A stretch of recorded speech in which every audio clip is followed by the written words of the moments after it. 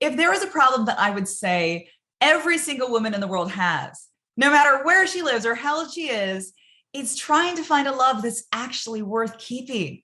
Because these days it feels like every guy just wants to hook up. It feels like no one's thinking beyond tomorrow or even wants to do the work to build a life together. And yet demographic research has found that 6 in 10 men who've never been married do actually want to get married someday. And 1/3 of Americans believe that having a successful marriage is one of the most important things in life. So where are these men and why aren't we finding them? Hi, I'm Amy Waterman. I'm a love expert here at yourbrilliance.com. And in this video, I want to share with you 3 habits that you can start today to attract the kind of relationships that last.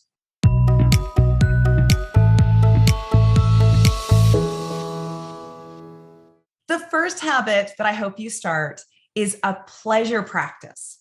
As women, we all need to have a pleasure practice because we are so used to giving pleasure to others that we end up sitting on our hands and waiting for other people to voluntarily do something nice for us, which rarely happens. The best way to live a pleasure-filled life is not to please others with the hope that they'll please you back, but to take your pleasure into your own hands.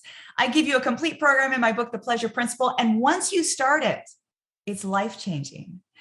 Now, a pleasure practice is not the same as rewarding yourself or overindulging.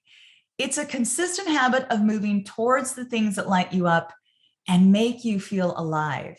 Because when you feel satisfied and radiant and alive, you attract men who want to do whatever it takes to see that light in your eyes. And you know exactly what pleases you, and you can let them know. But when you live a life of denying yourself, of allowing yourself small rewards in return for a lot of effort, then you often end up with men who don't do much for you.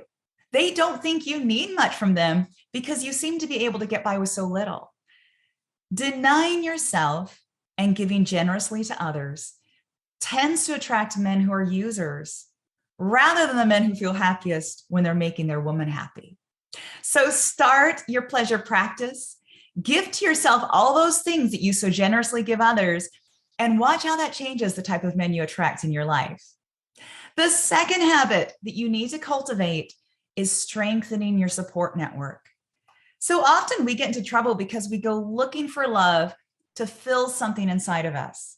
We want somebody that we can talk to about our day. We want somebody that we can hang out with at a moment's notice. We just want somebody who cares whether we live or die. And when we are in that space, attention, any attention, feels so incredibly good that it doesn't matter where it's coming from. Men who are not respectful of women can spot a lonely woman from a mile away because no matter how confident she acts, he knows she's insecure by the way she puts up with inappropriate behavior from him because she's more concerned about losing him than protecting her heart because he's the only option she's got and he's better than nothing. But when you have a solid support network of girlfriends who will hang out with you and who will be there to chat when you need to chat and who will remind you of the difference between people who love you and people who are using you, you won't hesitate to ditch a guy who's bad news. You don't need him.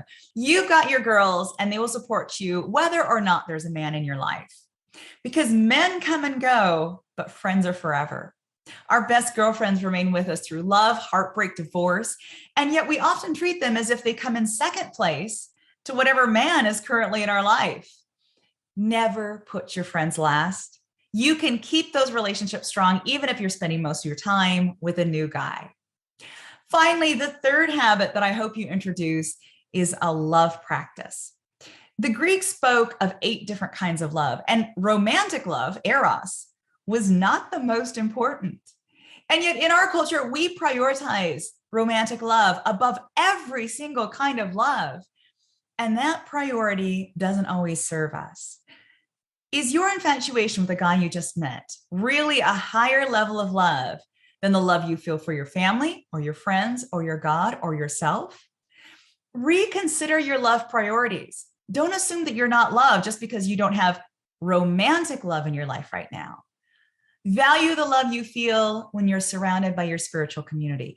Value the love you feel when you go home for the holidays and your siblings annoy you and your mother tells you what to do, and you still know they'd be at your side in an instant if something went wrong. Value the love you feel when you're laughing with your friends and feeling like you truly belong in this tribe of quirky people who are crazy in all of the same ways you are. And then when you go out searching for romantic love, you'll be able to keep it in its rightful place. It's just romantic love. Yes, it's wonderful. And yes, it's beautiful, but you are still loved without it. Your life is filled up with so many different kinds of love: love for your home, love for your pets, love for your life itself. And romantic love is icing on the cake. When you feel loved, you don't tolerate men who don't love you.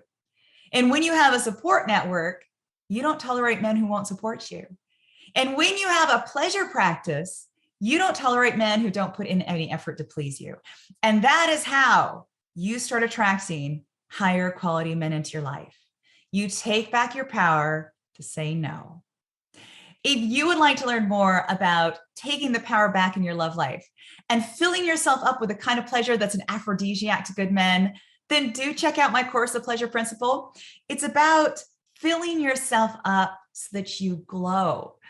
And I created it because I was so sick and tired of all of the dating advice. It's about what men want and what men think and how to make men want you. And I thought, where's the dating advice that's about what we want? Where's the dating advice about finding men that make us happy? And so that's what the Pleasure Principle is all about. That's why I love talking about it so much. Take a look. I'll put the link below, and I'll see you next time.